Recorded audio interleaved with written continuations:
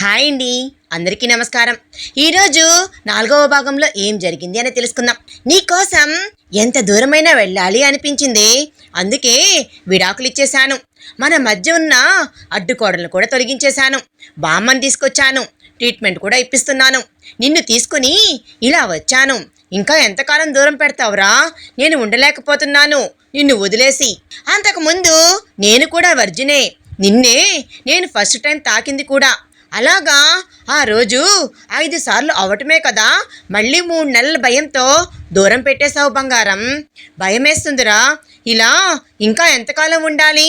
పిచ్చోడిని అయిపోయేలాగా ఉన్నాను అనేసరికి ఆ అమ్మాయి బొగ్గు మీద ముద్దు పెట్టి కళ్ళల్లో కన్నీళ్లు తిరిగి దగ్గరికి తీసుకొని గుండెలు కానించుకుంది అతన్ని. ఆనించుకున్నాక క్లోజ్ అవుదామా, దూరంగా ఉండలేకపోతున్నాను అనేసరికి ఆ అమ్మాయి సిగ్గుపడేసరికి మళ్ళీ తిరిగి ఫస్ట్ నైట్ లాగా ఆశ తీరా, కోరిక తీరా, ఇష్టం తీరా, ప్రేమ తీరా ఆ అమ్మాయితో క్లోజ్ అయ్యాడు వెంకట్. ఆ తర్వాత ఆ అమ్మాయికి తను స్నానం చేయటం, ఆ అమ్మాయి సిగ్గుపడటం, ఆ అమ్మాయిని దగ్గరికి లాక్కొని పదవి పట్టుకోవడం, ఆ అమ్మాయికి తనే చీర కట్టడం, ఆ అమ్మాయి బొడ్డు మీద ముద్దు పెట్టి ఎంత అందంగా ఉన్నావే, దేవుడి సృష్టి ఎంత అద్భుతం అని నిన్ను చూసిందాకా నాకు తెలియదంటే ఈ అందం పిచ్చి ఏంటి నీకు అనేసరికి, అందమని కాదు, నీ మనసు కూడా అంతే అందంగా ఉంటుంది. నీ అమాయకత్వం నన్ను కట్టిపడేసింది. నేను మొగాణ్ణి, గుర్తు చేసావు బంగారం. నేను 30 ఏళ్లుగా దాచుకున్న కోరికలురా అని ఆ అమ్మాయిని, ఏమన్నా ఉన్నావు ఈ శారీలో అని దగ్గరగా తీసుకోవడం, ముద్దు పెట్టుకోవడం, ఆ అమ్మాయి పెదాలకి లిప్స్టిక్ వేసి లిప్స్టిక్ తుడిచేస్తాను అని ముద్దు పెట్టి తుడిచేసి వేరే కలర్ వేసుకుందో గాని అంటే ఇలా కూడా చేస్తారా అని ఆ అమ్మాయి అంటే బయటకు తీసుకెళ్తే అక్కడ బీచ్ దగ్గర ముత్యాలు అమ్ముతూ ఉంటే ఇవి ఒరిజినల్ ముత్యాలేనా అని అంది. అని రూమ్కి వచ్చిన తర్వాత పెద్ద బుట్టెడు ముత్యాలు తెచ్చి ఆ అమ్మాయి తల మీద పోసి కాళ్ళ మీద పోస్తే నీ ముందు వజ్రాలు రత్నాలు ఏవైనా దేదొడిపోయినే నీ కాళ్ళ దగ్గర పోస్తాను అని ఆ అమ్మాయి పాదాల మీద పోసి ముద్దు పెట్టుకుంటే గట్టిగా కౌగిలించుకొని ఏడ్చేసింది ఆ అమ్మాయి. ఈ జన్మలో ఏ పాపం చేసుకున్నానో, అమ్మా నాన్నలు పోయి ఎవరో దయాభిక్ష మీద ఆధారపడే వాళ్ళు విదిలించే ఎంగిలి మెతుకులతో బ్రతకాల్సి వచ్చింది బ్రతుకు అని ఏడవని రోజే లేదు. కడుపు నిండా తిండి లేదు, కంటి నిండా నిద్ర కూడా లేదు, మనసైన బట్టలు కట్టుకుందే లేదు, ఎప్పుడూ ప్రశాంతంగా జీవితం గడిపిందే లేదు. రేపటి రోజు ఏంటి అనే భయంతోనే బ్రతుకుతూ వచ్చాను. అలాంటిది నీలాంటి దేవుడు నా లైఫ్లోకి భర్తగా రావడం ఏంటి? ఇదంతా కలలాగా ఉంది, ఊహలా కూడా ఉంది అనేసరికి పిచ్చి మాటలు మాట్లాడొద్దని ఆ అమ్మాయిని తీసుకుని వెళ్ళి ఆ అమ్మాయి పేరు తన పేరు కలిపి టాటూ వేయించుకున్నాడు గుండెల మీద. ఫీవర్ వచ్చేసింది వెంకట్కి. ఆ అమ్మాయి ఎందుకు ఈ పిచ్చి పనులు అంటే వినువు కదూ అంటే, నువ్వు నాలో కలిసిపోవాలి బంగారం అని ఆ అమ్మాయిని దగ్గరికి తీసుకొని ఒక్క క్షణం కూడా వదలకుండా ఇంకా అక్కడి నుంచి వేరే దేశాలు కూడా ఆ అమ్మాయిని తిప్పుతూ ఆ అమ్మాయికి అవ్వని ఇవి అని షాపింగ్ చేయించుకొని పెడుతూ, ఈ పర్ఫ్యూమ్ బాగుంటుంది, ఈ చాక్లెట్ బాగుంటుంది, ఈ ఫుడ్ బాగుంటుంది, ఇక్కడికి వెళ్దాం, ఇక్కడ క్లోజ్ అవుదాము, ఇక్కడ మంచు కురుస్తుంది, ఇక్కడ ఇంకా బాగుంటుంది, ఇక్కడ వెదర్ అండ్ లైట్స్ బాగా వస్తాయి, నువ్వు న్యాచురల్గా చూద్దువు గాని అని ఆ అమ్మాయిని అసలు ఇక్కడికి తిప్పి ఇక్కడికి తిప్పలేదు అన్నట్లుగా 3 నెలల పాటు తిప్పి ఆ అమ్మాయి ఇంటికి తీసుకొచ్చాడు వెంకట్. ఆ తర్వాత ఇంట్లో వాళ్ళు ఎవ్వరు ఏమీ మాట్లాడలేదు. అసలు తన బెడ్రూమే 5th ఫ్లోర్లో ఉంటుంది, తను ఒక్కడే 5th ఫ్లోర్లో ఉంటాడు. భార్యను తీసుకొని కింద నుంచి పైకి స్టెప్స్ ఎక్కద్దు, లిఫ్ట్ ఉంది అని చెప్పి లిఫ్ట్లో తీసుకుని వెళ్ళిపోయాడు వెంకట్. ఆ అమ్మాయి అసలు ఇంట్లో ఉన్న అందరినీ చూసి భయపడటమే తప్ప ఎవరితో ఏమీ మాట్లాడేది కాదు. ఆ తర్వాత రేపటి నుంచి ఇంకా ఆఫీస్కి వెళ్ళనా అన్న తర్వాత నెక్స్ట్ డే ఆఫీస్కని బయలుదేరితే కారు దాకా పంపించడానికి వచ్చిన అమ్మాయి మొహంలో ఏదో దిగులు, ఏదో కంగారు అర్థమైంది అతనికి. ఇంట్లో వాళ్ళు ఆ అమ్మాయితో ఎలా ఉంటారు, ఆ అమ్మాయిని ఏమంటారా అని తను వెళ్ళిన తర్వాత అనే టెన్షన్లో ఉంది అని దాంతో కారు దిగి ఆ అమ్మాయి చేయి పట్టుకొని దగ్గరికి తీసుకొని కారు ఎక్కించుకున్నాడు వెంకట్. ఎక్కడికి అని అడిగింది అమ్మాయి. ఇక నుంచి నాతో పాటే నువ్వు ఆఫీసులో ఉందువు గాని నువ్వు ఒక్కదానివే ఉండొద్దు. నువ్వు టెన్షన్ పడుతూ ఉంటే నాకు కంగారుగా ఉంటుంది. నేను నీలో సగం కదరా, నీ మనసు నాకు అర్థమైపోతుంది. నువ్వు చెప్పకపోయినా కూడా ఇప్పుడు నాతో ఆఫీస్కి రావడం ఇష్టమే కదా అంటే ఓ అని అంది. అట్లా అనేసరికి ఆ అమ్మాయి మనసులో భయం అర్థమయ్యి ఆ అమ్మాయిని ఆఫీస్ తీసుకుని వెళ్ళి అక్కడ ముద్దు పెట్టుకొని ఒళ్ళో కూర్చోబెట్టుకుంటే నా స్ట్రెస్ నా రిలాక్సేషన్ నువ్వే అనేసరికి అంత స్ట్రెస్ ఎందుకంట, నన్ను చూస్తూ వర్క్ చేసుకోవచ్చు కదా, నువ్వు ముద్దు పెడితే నాకు ఇంకా బూస్టింగ్ వస్తుంది బంగారం నాకు అని చెప్పి ఆ అమ్మాయిని ఒక్క నిమిషం కూడా వదిలేవాడు కాదు. ఆఫీస్ రూమ్లో తన క్యాబిన్లోనే ఒక వైపున బెడ్రూమ్ రెడీ చేయించుకొని ఎవరిని రావద్దని అక్కడ కూడా వైఫ్తో క్లోజ్ అయ్యి ఈవినింగ్ వరకు ఉండి అటు నుంచి ఇద్దరు ఒక్కోసారి 5 స్టార్ హోటల్లో రూమ్ తీసుకుని వెళ్ళి అక్కడ క్లోజ్ అవ్వటం, సినిమాలకు వెళ్ళటం, షాపింగ్లకు వెళ్ళటం, పెళ్ళానికి చీరలు కొనివ్వడం, ఈ చీరలు నీకు బాగుంటాయి అనడం, నగలు కొనడం, అవి కొని పెట్టడం, ఇవి కొని పెట్టడం. అసలు ఒక్క క్షణం కూడా భార్యను వదిలిపెట్టి ఉండేవాడే కాదు. ఇంటికి వచ్చిన తర్వాత ఫుడ్ పైకే తెప్పించుకోవడం, ఆమెకు తినిపించడం, స్నానం చేపించడం. పెళ్ళాం చీ అన్నా ఎందుకే చీ మొగుడి దగ్గర అని పెళ్ళాన్నే అసలు వదిలి ఉండేవాడే కాదు. ఆ అమ్మాయితో కలిసి సినిమాలు చూడటం, టీవీ చూడటం, ఆ అమ్మాయితో కలిసే షోలు వేసుకొని చూడడం, వెళ్ళి వాళ్ళ బామ్మ దగ్గర రోజు 1 గంట సేపు కూర్చోవడం, ఎలా ఉన్నావు బామ్మ అని పలకరించడం, ఇలా హ్యాపీగా రోజులు గడిచిపోతూ ఉన్నాయి. సంవత్సరం గడిచిపోయింది పెళ్ళయి. ఫస్ట్ యానివర్సరీ కూడా చాలా గ్రాండ్గా సెలబ్రేట్ చేసుకొని వైఫ్ అండ్ హస్బెండ్ కలిసి ట్రిప్ కూడా వెళ్ళి వచ్చారు. ఆ తర్వాత కాలమో ఏమో వయోవృద్ధ భారమో పడుకున్న బామ్మ లేవనే లేదు. ఆ తర్వాత కుప్పకూలిపోయి పట్టుకొని తెగ ఏడ్చేసింది చంద్ర. వెంకట్ తనే తలకొరివి కూడా పెట్టాడు. ఆవిడకి శాస్త్రోక్తంగా జరగాల్సినవన్నీ కూడా అంతిమ సంస్కారాలు జరిపించాడు. ఆ తర్వాత భార్యను దగ్గరకు తీసుకొని ఏడవద్దు అని, నాకు నువ్వు నీకు నేను ఎప్పటికీ ఉంటాము అని, నేను సుఖంలోనే కాదు కష్టంలో కూడా నీకు తోడుండే భర్తని అని కన్నీళ్లు తుడిచి దగ్గరకు తీసుకొని ఆ అమ్మాయిని ట్రిప్పులకి తీసుకొని వెళ్ళి తన ముద్దు మురిపాల్లో పెట్టి ఆ అమ్మాయిని మెల్లమెల్లగా బామ్మ జ్ఞాపకాల్లో నుంచి బయటికి తీసుకుని వచ్చాడు వెంకట్. ఇంత కంగారులో పెళ్ళాం మీద ఉన్న ప్రేమ అనుకోవాలో, ఆశే అనుకోవాలో, కోరికే అనుకోవాలో తను బర్త్ కంట్రోల్ యూజ్ చేస్తూనే ఉన్నాడు.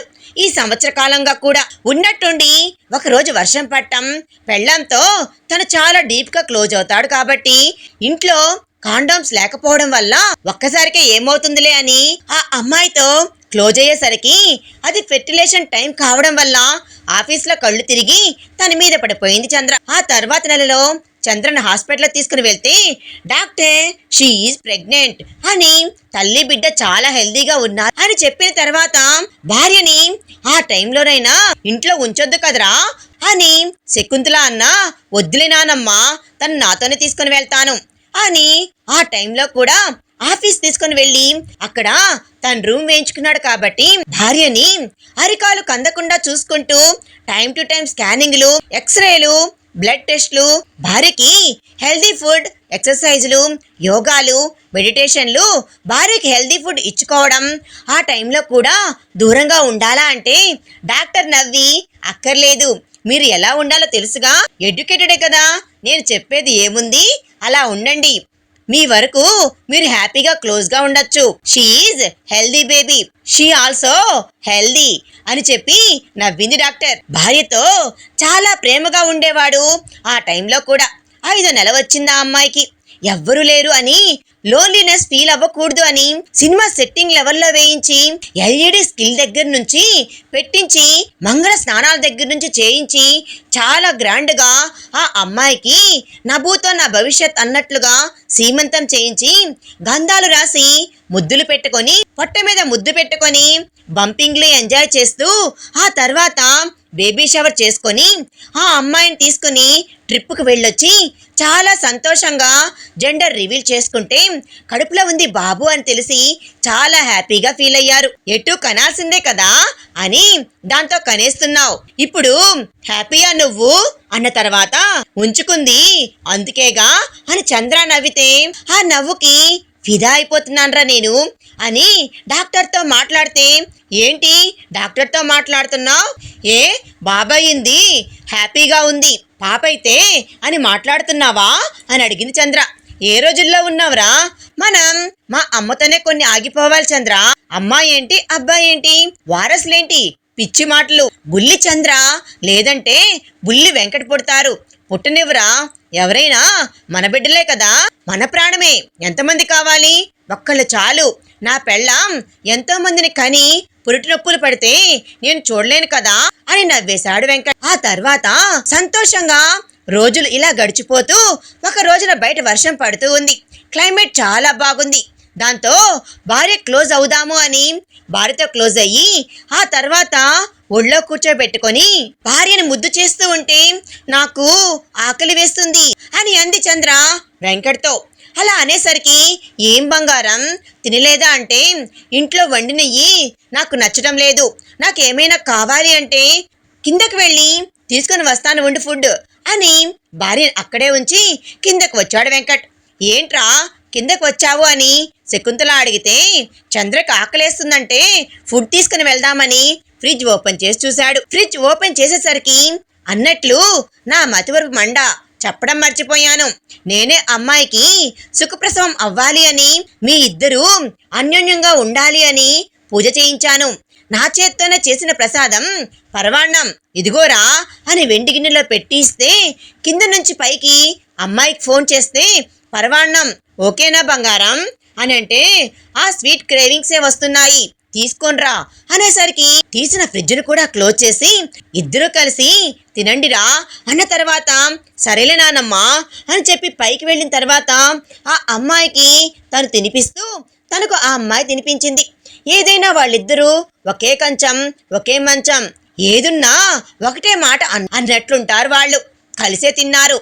ఆ తర్వాత ఇంట్లో నుంచి ఒక్కొక్కటిగా కారులెక్కి బయలుదేరుతూ ఉంటే గబగబా కిందకు వచ్చి ఎక్కడికి వెళ్తున్నారు అనేసరికి, నీ భార్య కడుపుతో ఉంది కదా, ఆ అమ్మాయికి చెప్పకులే కంగారు పడుద్ది, ఇప్పుడు ఆ అమ్మాయి రాకూడదు కూడా, మన దూరపు చుట్టాలు పోయారంట, అందుకని మీ పిన్ని మీ నాన్న మీ తాతయ్య నేను వెళ్ళి వస్తాము అనేసరికి, సరే అలాగైతే చెల్లి వాళ్ళేరి, వాళ్ళు 3 రోజుల క్రితమే వాళ్ళ అత్తగారి ఊర్లు వెళ్ళారులే పిల్లల్ని తీసుకొని, లేరు అని చెప్పింది ఆమె. తర్వాత సరే అలాగే అని పైకి వచ్చాడు వెంకట్. వచ్చిన తర్వాత ఏమైంది వెంకట్ అని అడిగితే, ఏమీ లేదురా, ఎవరికో ఏదో ప్రాబ్లం అని చెప్పి వీళ్ళందరూ చూడటానికి వెళ్తున్నారంటలే అని చెప్పాడు భార్యతో. అలా చెప్పిన తర్వాత వెంకట్కి చూస్తే గుండెల్లో ఏదో అనీజీగా, గుండెల్లో మంటగా అనిపించింది. ఏదో గుండెల్లో పట్టుకున్నట్లయింది. ఏమైంది అని అంది ఆమె. ఏదో గుండెల్లో అనీజీగా ఉంది, మంచినీళ్ళు తాగు అన్న తర్వాత, పోనీ హాస్పిటల్కి వెళ్దామా అని అందామె. చిన్నదానికా ఎందుకు లేరా అనేసరికి ఆ అమ్మాయిని గుండెల మీద పడుకోబెట్టుకొని వాళ్ళది మ్యారేజ్ వీడియో వేసుకొని చూస్తూ పడుకున్నారు. పడుకునేసరికి చంద్రకు కూడా కడుపులో మెలిపెడుతున్నట్లుగా బాధగా కడుపులో తిప్పేస్తూ ఏదో తెలియని అనీజీగా ఉంది. ఇంతలోకి ఏమైంది అంటే, బాధగా ఉంది వెంకట్ అని కూర్చున్న తర్వాత వెంకట్ నోట్లో నుంచి ముక్కుల్లో నుంచి కూడా బ్లడ్ వచ్చేయటం మొదలు పెట్టేసరికి చంద్రకు కూడా బ్లడ్ వస్తూ ఉంది. దాంతో తలుపు బద్దలు కొడుతూ ఉంటే బయట నుంచి తలుపు వేసేసింది. నేను వచ్చిన తర్వాత లోపలే కదా నేను తలుపేశాను, బయట ఎవరు తలుపులు వేశారు అని లోపల నుంచి పనివాళ్ళని పిలిస్తే ఒక్కళ్ళు పలకట్లేదు. బాల్కనీలోకి వెళ్తే సెక్యూరిటీ గాని తోటమాలి పనివాళ్లు కానీ ఎవ్వరూ కనిపించలేదు. ఫోన్ తీసుకొని ఫోన్ చేద్దాము అంటే సిగ్నల్స్ జామ్ అయిపోయినాయి. ఏంటిదంతా ఎందుకు చేశారు, ఇది ఎవరు చేశారు ఇలాగా అనేసరికి వెంకట్ నన్ను చేసుకోవడం వల్లే కదా నీకు ఈ పరిస్థితి అనేసరికి నీతో నేను జీవితాంతం అనుభవించాల్సిన సుఖాన్ని ఈ ఏడాది కాలంలోనే అనుభవించేశాను. దేవుడు ఇక చాలు అనుకుంటే నిన్ను నన్ను కలిపే తీసుకుని వెళ్తాడు, లేదు అంటే మనం బ్రతుకుతాము, ఆ నమ్మకం నాకు ఉంది అని శతవిధాల ప్రయత్నించాడు. తను 5th floor ఉండే మగాడు కాబట్టి పైప్ లైన్ పట్టుకొని దిగనైనా దిగవచ్చు. కడుపుతో ఉన్న ఆడదాన్ని తీసుకొని తాళ్లు వేసుకొని ఎలా దిగుతాడు కిందకి? ఒక నరకం కాదు, బయట ఒక వైపున గాలి వర్షం, ఎలా ఏంటి అనేది అర్థం కాక కరెంటు కూడా పోయింది. చిమ్మ చీకటి, ఊపిరాటం లేదు, బ్లడ్ వామిటింగ్స్ అయిపోతూ ఉన్నాయి. కూర్చోలేకపోతున్నారు, నుంచోలేకపోతున్నారు.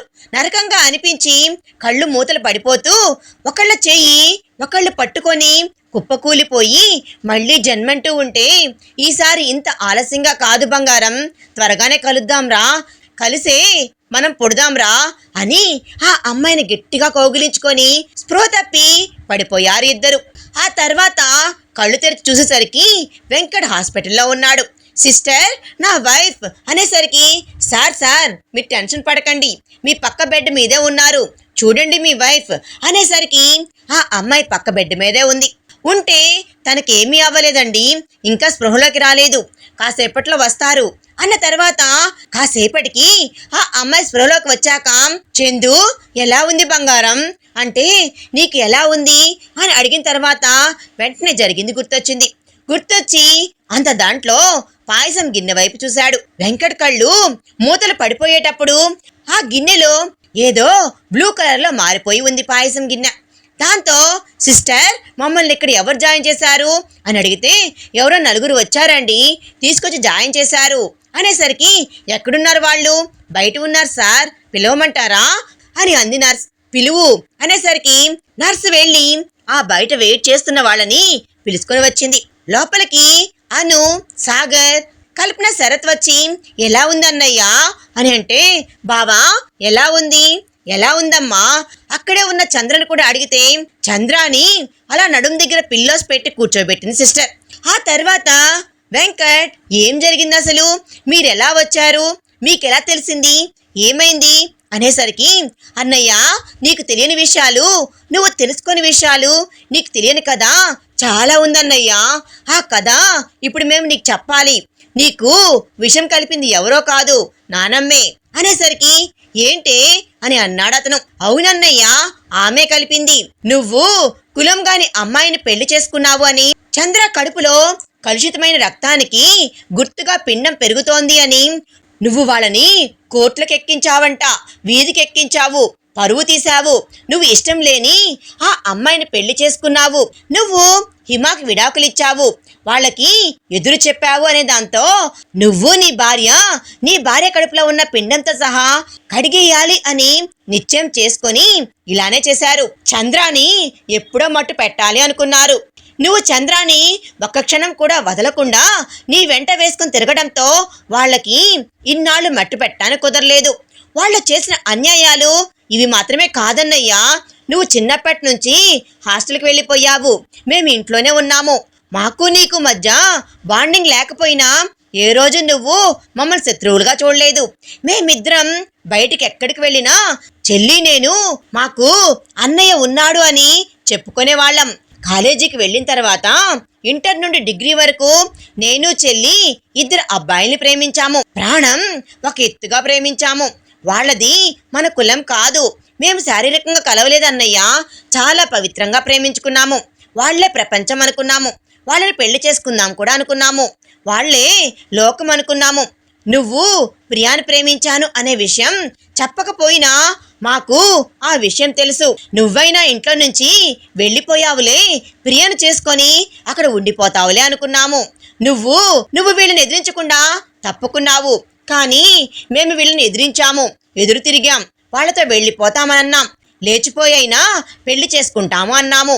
అట్లా అనేసరికి వీళ్ళు మమ్మల్ని చావగొట్టారు, వాళ్ళకే ఇచ్చి పెళ్లి చేస్తామన్నారు, కంగారు పడద్దు అన్నారు, మాయ చేశారు, మభ్య పెట్టారు, మ్యానిపులేట్ చేశారు మమ్మల్ని. వారం రోజులు తిరిగేసరికి నేను ప్రేమించిన అబ్బాయి విచిత్రంగా ఉరేసుకొని చచ్చిపోయాడు, చెల్లి ప్రేమించిన అబ్బాయి విచిత్రంగా కార్ యాక్సిడెంట్ అయి చచ్చిపోయాడు. వాళ్ళని నమ్ముకొని వాళ్ళ ఫ్యామిలీలు ఉన్నాయి, వాళ్ళు వాళ్ళకి వీళ్ళకి ఒక్కళ్ళే ఒక్కళ్ళే కొడుకులు. ఆ తర్వాత వాళ్ళ అమ్మా నాన్నలు వాళ్ళ మీద దిగులు వేసుకొని అన్యాయంగా చనిపోయారు. వాళ్ళని చంపేయించింది కూడా మాకు అనుమానమే అనిపించింది. వాళ్ళు చనిపోయారా, అసలు వాళ్ళ చావుల కారణమేంటి అని ఆ తర్వాత మమ్మల్ని వీళ్ళు బలవంతం చేశారు.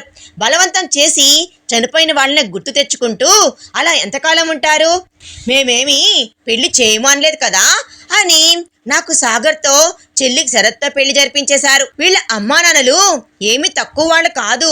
సాగర్ ఒక అమ్మాయిని, శరత్ ఒక అమ్మాయిని ప్రాణానికి ప్రాణంగా ప్రేమిస్తే వాళ్ళిద్దరిని కూడా విచిత్రంగా వీళ్ళకి ఇష్టం లేదని చెప్పినా వీళ్ళు ఎదురు తిరిగేవాళ్ళు. వాళ్ళనే పెళ్లి చేసుకుంటామని చెప్పేసరికి సడన్ గా సాగర్ ప్రేమించిన అమ్మాయి ఊపిరాడ చనిపోయి శవంగా దొరికితే శరత్ ప్రేమించిన అమ్మాయి వింతగా పిచ్చిదానిలా ప్రవర్తిస్తూ ట్రాఫిక్ లో వెహికల్స్ కి అడ్డం వెళ్లి చాలా గవర్నమెంట్ సిచ్యుయేషన్ లో చనిపోయారు. మా గదుల్లో ఇంకా వాళ్ళ ఫోటోలు కూడా ఉన్నాయి. పెళ్లి చేసుకున్న తర్వాత మేమేం వీళ్ళతో ఫిజికల్ గా క్లోజ్ అవ్వలేదు, వాళ్ళు మాతో క్లోజ్ అవ్వలేదు అన్నయ్య. ఆ తర్వాత ఒకళ్ళ మనసులో బాధ ఒకళ్ళం పంచుకున్నాము. మేము పోయిన వాళ్ళ జ్ఞాపకాలను మర్చిపోలేదు, వాళ్ళ ప్రేమను మర్చిపోలేదు, స్నేహితులుగా ఉన్నాం. తాళి కట్టినందుకు పోయిన వాళ్ళు తిరిగిరారు కాబట్టి చాలా కాలం తర్వాత ఒకళ్ళకొకళ్ళం తోడు నీడుగా బ్రతకాలి అని దాంతో శారీరకంగా కలిశాము. అలాగే మాకు 2 పిల్లలు పుట్టారు. ఆ తర్వాత నువ్వు అబ్రాడ్ నుంచి తిరిగి వచ్చేసావు, వ్యాపారం అన్నావు. ఆ తర్వాత నీకు హిమకి పెళ్లి కుదిర్చారు. హిమనే మేము చూద్దాము అని ట్రై చేసినా మమ్మల్ని చూడనివ్వలేదు. మాకెందుకో ఏదో గ్యాంబ్లింగ్ జరుగుతూనే ఉందని డౌట్ కూడా వచ్చింది. ఆ తర్వాత హిమ విషయంలో ఇదంతా జరగడం, ఆ తర్వాత నువ్వు చంద్రాన్ని పెళ్లి చేసుకోవడం, వీళ్ళని ఎదిరించటం, ఆ తర్వాత వీళ్ళని మీరు గమనించేవాళ్లే కాదు, కానీ మా మొగుళ్ళు అంటే ఆఫీసులకు వెళ్ళేవాళ్ళు. నువ్వు చంద్రాన్ని తీసుకుని ఆఫీస్కి వెళ్ళేవాడివి, కానీ వీళ్ళు చంద్రాన్ని విషంగా చూడటం, ఆమె ఎప్పుడు దొరుకుద్దా అన్నట్లు వెయిట్ చేస్తూ ఉండటం, నువ్వు తనని ఇంట్లో ఉంచకుండా తీసుకుని వెళ్ళడం, తను మంచిది అని అమాయకురాలని మాకు తెలుసు. దాంతో ఒక రోజున నానమ్మ, అమ్మ, నాన్న, తాతయ్య గదిలోకి వెళ్ళి గుడుపుటాన్ని చేసుకోవడం, చంద్రాన్ని మిగిలినివ్వకూడదు అని వీళ్ళు మాట్లాడుకోవడం మేం విన్నాము. అమ్మ దగ్గర తాళాలు తీసుకుని నగలు కావాలి అని అసలు ఎప్పుడు బీరువా తీసినా నగల ర్యాక్ వరకు తప్ప మిగతావి వెతకము చెల్లి నేను. నానమ్మ అమ్మ గుడికి వెళ్ళేసరికి బీరువా మొత్తం వెతికితే ఒక ఫైల్ దొరికింది. ఆ ఫైల్లో నేను చెల్లి ప్రేమించిన అబ్బాయిల ఫోటోల మీద ఇంటూలు కొట్టేసి క్లియర్ అని రాసి ఉంది. అంటే వీళ్ళ మర్డర్ చేయించారు అని క్లియర్గా అర్థమై మా గుండెలు బద్దలైపోయాయి. ఆ విషయం రాగానే మా భర్తలకు చెప్పాము. చెప్పిన తర్వాత వాళ్ళ చనిపోయిన వాళ్ళ గర్ల్ ఫ్రెండ్స్ ఎలా పోయారు అనే అనుమానం కూడా వచ్చింది. ఆ రోజు నుంచి వీళ్ళ మీద మా అనుమానం ఇంకా పెరిగిపోయింది. వీళ్ళంతా ఎవరికీ తెలియకుండా చిన్న చిన్న మైకులు పెట్టాము, చిన్న చిన్న కెమెరాలు కూడా పెట్టాము. పనిలో పని ఇక్కడ పెట్టేదానితో పాటు వీళ్ళ ఇంట్లో కూడా పెట్టొచ్చారు. ఆ తర్వాత వీళ్ళ అమ్మా నాన్నలు ఒకరోజు మాట్లాడుకుంటూ ఉంటే ఆ మైకుల్లో, వీడియో రికార్డులలో, కెమెరాల్లో అవి కూడా విన్నాము. తీరా తెలిసిన విషయం ఏమిటి అంటే సాగర్ శరత్ ప్రేమించిన అమ్మాయిల్ని వీళ్లే కులం కాని వాళ్ళు అని, పేదింటి పిల్లలు అని క్లియర్ చేయించేసి ఆ తర్వాత వీళ్ళు అక్కడే ఉంటే వాళ్ళ మాటలు వినట్లేదు అని మాకు ఇచ్చి పెళ్లి చేసి వీళ్లకు పెట్టాల్సిన వాటా ఏదో పెట్టిచ్చేసి మన నానమ్మ, మన నాన్న అయితే చాలా పవర్ఫుల్ గా ఉంటారనే దాంతో వీళ్ళని కంట్రోల్లో పెట్టి భయభక్తులతో ఉంచుతారు అనే దాంతోనే మాకిచ్చి పెళ్లి చేశారు అని విషయం అర్థమయ్యి గుండెలు బద్దలైపోయాయి. ఏ పాపం పుణ్యం ఎరగరన్నయ్య సాగర్ శరత్లు కూడా వాళ్ళతో ఫిజికల్ గా కూడా అవ్వలేదు. చాలా పవిత్రంగా ప్రేమించిన అబ్బాయిలు వీళ్ళు మేము అంతే పవిత్రంగా ప్రేమించిన అమ్మాయిల్లో ఆ తర్వాత ఇంట్లో ఏం జరుగుతుందా అంటే చంద్రానే కులంగాని దాన్ని నువ్వు చేసుకున్నావు అని, నువ్వు కలుషితం చేశావు ఆ రక్తాన్ని అని, నువ్వు పిల్లలు లేకుండా బర్త్ కంట్రోల్ వాడుతున్నావు అని, ఆమె కడుపులో నుంచి వంశాంకురం పుట్టకూడదు అని, ఈలోపే ఆమెను క్లియర్ చేయాలి అని, నువ్వు ఆమెని చిక్కనివ్వలేదు అని మాట్లాడుకుంటున్నారు. ఆ తర్వాత ఒక రోజున అనుకోకుండా మేము కొన్ని విషయాలు కూడా విన్నాము. అవి విని మేము ఆశ్చర్యానికి గురయ్యాం. మన నానమ్మ తాతయ్య మన నాన్న అంత మంచివాళ్ళు ఏమీ కాదన్నయ్యా. మనిద్దరం వేరే వేరే తల్లులకు పుట్టినా మాకు పెద్దమ్మంటే ఆవిడ ఎవరో తెలియకపోయినా మాకు ఆవిడ ఫోటోలో చూస్తే ఒక గౌరవం, ఒక అభిమానం, ఒక విలువ ఉన్నాయి. పెద్దమ్మ చాలా మంచిది. ఆవిడ ఒక ఆయన్ని ప్రాణం కన్నా ఎక్కువగా ప్రేమించింది. భర్త దగ్గర ఏ విషయం దాచకూడదు అని శోభనం రోజున మన నాన్నకు చెప్పింది. ఆవిడ చాలా అందంగా ఉంది అని దాంతో మోజుపడి ఆవిడ్ని ఏమీ అనకుండా మోజు తీర అనుభవించాడు నాన్న.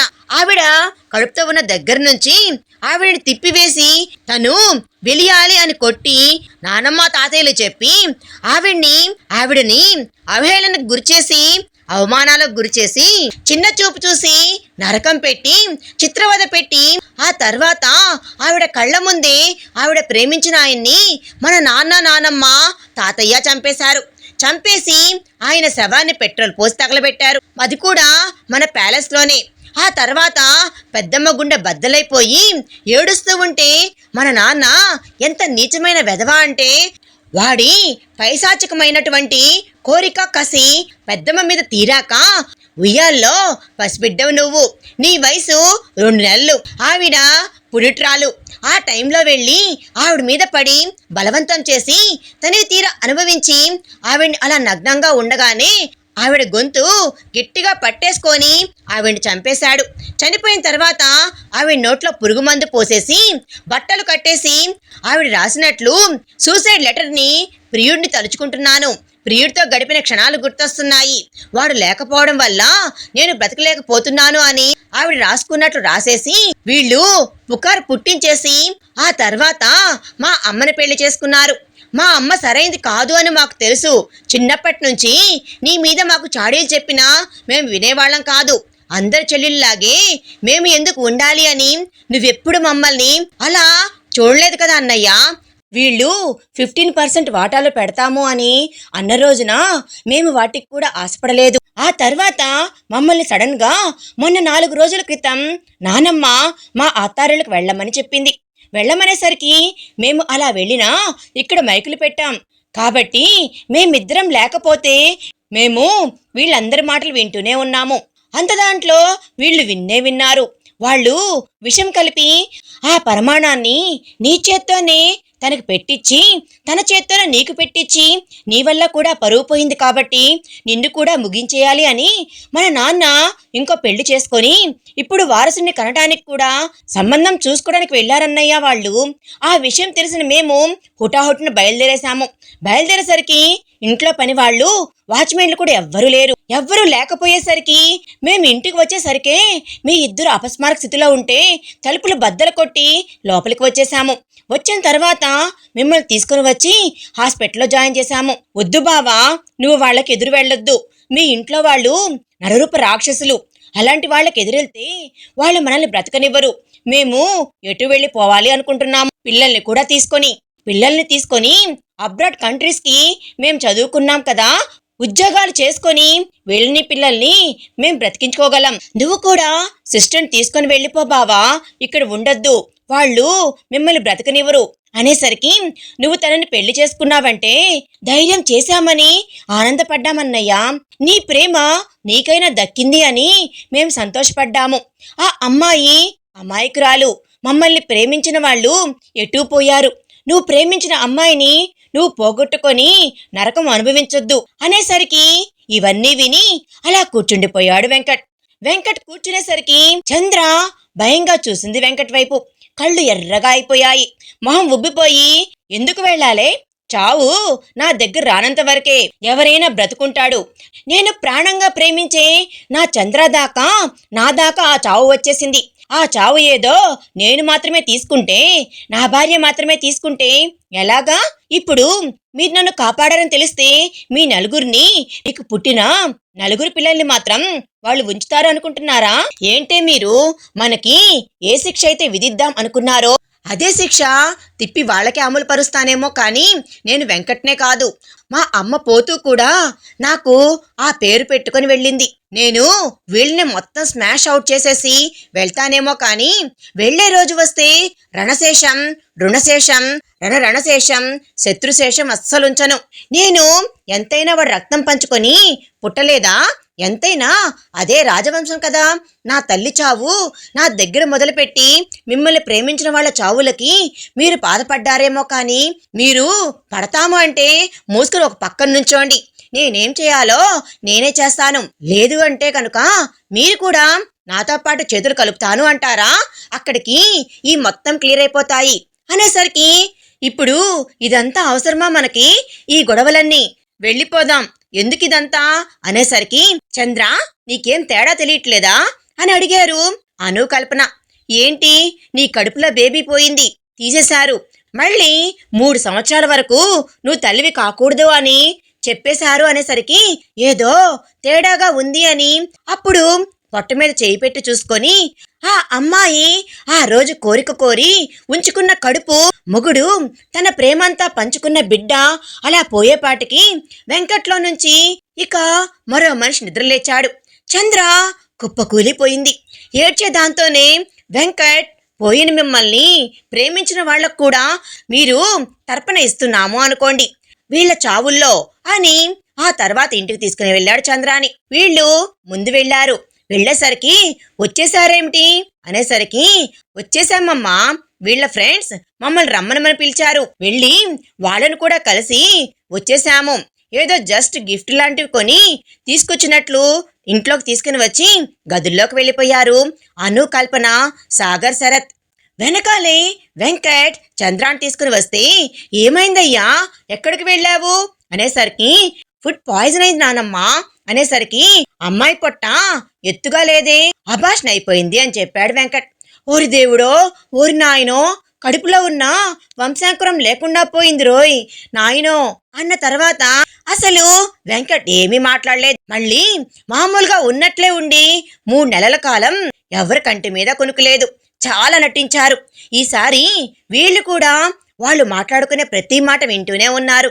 ఆ తర్వాత ఒకరోజు వెంకటాచలం దగ్గరికి వెళ్ళి నాన్నా అని అన్నాడు అతను. ఏంట్రా అనేసరికి అమ్మా ఆబ్దికం రాబోతుంది కదా, 4 రోజుల్లో అందరం కలిసి ఆబ్దికం ఘనంగా జరిపిద్దామని ఘనపాటిలైన వేద పండితులకే అన్నదానాలు, వస్త్రదానాలు, భూదానాలు, సువర్ణ దానాలు పెట్టుకున్నాను. అమ్మ పోయి 30 సంవత్సరాలైంది కదా నాన్న, అమ్మకు ఆత్మశాంతి కలిగిద్దామని నేను అనుకుంటున్నాను అనేసరికి ఏమంటావు నానమ్మా అంటే భలే పనేరా, మీ అమ్మ ఇంటికి పెద్ద కోడలుగా నాకు ఎప్పుడూ మీ అమ్మ మీద ఇష్టం, గౌరవం అలాగే ఉన్నాయి, ఎందుకు చెయ్యొద్దు అనేసరికి ఏర్పాట్లు చేయిద్దాం అంటే ఇంట్లో కాదు నానమ్మా, ఇంట్లో కాదు తాతయ్య, ఈ నది ఒడ్డున చేయిద్దాము అనుకుంటున్నాను, అందరం కలిసే వెళ్దామని ముందే చెప్పాను కదా అనేసరికి సరే అలాగైతే అని మా అమ్మా నాన్నల్ని కూడా పిలుద్దాం అనుకుంటున్నాం తాతగారు అని సాగర్, శరత్ అనేసరికి అను, కల్పన, వెంకట్ కూడా అలాగే చూసేసరికి వాళ్ళకి బ్రతికే అర్హత లేదులే బావా, మా తోడ పుట్టిన వాళ్ళు కూడా మేము అనుభవించే నరకాలే అనుభవిస్తున్నారు కాబట్టి వాళ్లకు కూడా ఒక ప్రశాంతత కలుగుద్ది అనేసిన తర్వాత ఏం మాట్లాడలేదు వెంకట్. ఆ తర్వాత ఒక వ్యాన్ని మాట్లాడాడు. ఆ వ్యాన్ కి ఒక డ్రైవర్ని మాట్లాడాడు. ఆ డ్రైవర్ యాక్సిడెంట్ లో స్పెషలిస్ట్ వాడు, చాలా మందిని అలానే పంపించేవాడు. అను మాత్రం సేఫ్ గా దూకేస్తాడు. లాస్ట్ మీట్ లో ఉండగా 5 కోట్ల రూపాయలు కాంట్రాక్ట్ వాడితో మాట్లాడుకున్న తర్వాత ముందు రమణాచలం, శకుంతల, వెంకటాచలం, వైశాలి, వైజయంతి ఫోటో కూడా ఇచ్చి లోపల పెట్టుకోమన్న తర్వాత సాగర్ వాళ్ళ అమ్మా నాన్న, శరత్ వాళ్ళ అమ్మా నాన్నలు కూడా ఎక్కించేశారు బండ్లో. మరి మీరు రారేంట్రా అనేసరికి ఎందుకు రాకుండా ఉంటామే, ఇటేమో చెల్లి వాళ్ళు వెళ్ళి ఇవి తీసుకోవాలంట, పంతులు గారు వాళ్ళు తీసుకోమన్నారు, నేను చంద్ర ఇవి తీసుకుని వచ్చేస్తాము, మేము కుర్రాళ్ళం కదా ఎంతలోకి తొక్కుతాం మేం కారుని, మీరు వెళ్ళండి పెద్దవాళ్ళు కదా అనేపాటికి వీళ్ళందరూ ఎక్కి చాలా సరదాగా చాలా ఆనందంగా మాట్లాడుకుంటుంటే డ్రైవర్కి మేము చెప్పిన రూట్లో తీసుకుని వెళ్ళి ఏ ప్రాబ్లం లేకుండా ట్రాఫిక్ లేకుండా ఉంటుందంటే సరేనని కొండచర్య రోడ్లో నుంచి తీసుకుని వెళ్తూ మలుపులు తిప్పుతూ వీళ్ళు పాటలు పాడుకొని డాన్సులు వేసుకుంటూ ఆనందాల్లో మునిగిపోయి జోకులు వేసుకుంటూ వీళ్ళు రేపొద్దున పోబోయే చంద్రాకి వెంకట్కు కూడా ఇలాగే తద్దినాలు పెట్టాలి, పోయిన అమ్మకు అక్కడ తద్దినాలు పెడుతున్నాడు అని మాట్లాడుకుంటూ ఉండగా డ్రైవర్ కొండచర్య మూలకు తీసుకుని వెళ్లి వ్యాన్ వదిలేసి దూకేశాడు అతను. దానితో వ్యాన్ లోయలోకి పడిపోయి బ్లాస్ట్ అయిపోయింది. ఎక్కడి వాళ్ళు అక్కడే తగలబడిపోయి బూడిదైపోయినాయి శవాలు. ఆ తర్వాత పోలీసులు వస్తే బ్రేకులు ఫెయిల్ అయినాయి, సడన్ గా నేను దూకేశాను సార్, నేనేం చేయను అని చెప్పేసరికి పోలీసులు కేసు క్లోజ్ చేసేసిన తర్వాత ప్రాపర్టీ మొత్తం వెంకట్ చేతికి వచ్చేసింది.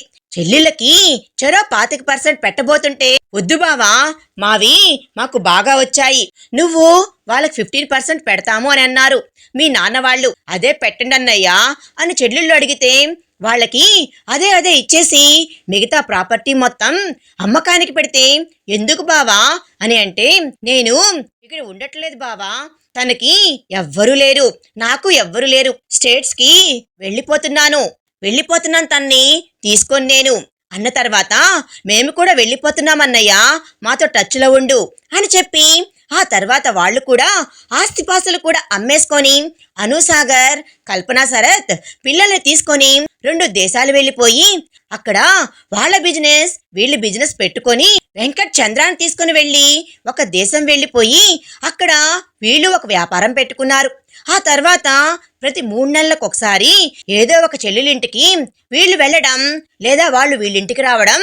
వచ్చినప్పుడు వెంకట్ ఒక్కటే అన్నాడు, పోయినా మా అమ్మ ఆత్మకు శాంతి, మిమ్మల్ని ప్రేమించిన వాళ్ళ ఆత్మకు కూడా శాంతి. అమ్మమ్మ అలాగే నా భార్యని నన్ను అంతం చేయాలనుకున్నందుకు వాళ్ళకు విధించిన శిక్ష చాలా తక్కువే, అయినప్పటికి కూడాను అలాంటి వాళ్ళని ఉంచితే భూమికి భారం కాబట్టి క్లియర్ చేసేశాను, గతాన్ని గతంలోనే కలిపేయండి, పిల్లల వరకు కలలో కూడా పొరపాటున కూడా వీటిని రానివ్వద్దు అని చెప్తే అలాగే అన్నయ్య. తర్వాత వెంకట్ బిజినెస్ కూడా బాగా సాగడం మొదలైంది. బోల్డన్ని కోట్ల రూపాయలు ఆస్తులొచ్చినాయి. దాంతో హ్యాపీగా అక్కడ ఇల్లు వాకిళ్ళు మ్యాన్షన్లే కొనుక్కున్నారు వాళ్ళు. ముగ్గురు 3 దేశాల్లో. ఆ తర్వాత ఏదో ఫార్మాలిటీకి అలా బ్రతికేస్తూ ఆ తర్వాత 3 సంవత్సరాలు అన్నారు డాక్టర్లు కదా, 5 ఏళ్లకి చంద్ర మళ్ళీ ప్రెగ్నెంట్ అయితే ట్విన్స్ అని చెప్పారు. దేవుడు ఒక బిడ్డనెత్తుకెళ్ళినా 2నిచ్చాడు అని అనుకున్నందుకు ఆ తర్వాత చంద్రకి ఒక పాప బాబు పుట్టారు. పాపకి వైజయంతి అని వాళ్ళ అమ్మ పేరు పెట్టుకొని బాబుకి చంద్ర వాళ్ళ నాన్నగారి పేరు గంగాధర్ అని పేరు పెట్టుకున్నారు వాళ్ళు.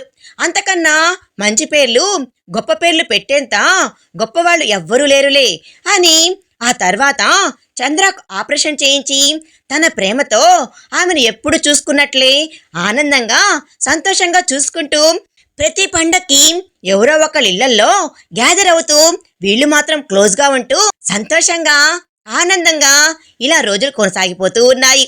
ఇంతటితో ఈ కథ సమాప్తమైంది. మరొక మంచి కథతో మీ ముందుకు వస్తాను. ఈ కథ నచ్చితే లైక్ చేసి మీ విలువైన అభిప్రాయాన్ని కామెంట్ రూపంలో తప్పకుండా తెలియజేయండి. కొత్తవారు మన ఛానల్ చూస్తున్నట్లయితే ప్లీజ్ సబ్స్క్రైబ్ చేసుకోండి. Thanks for watching.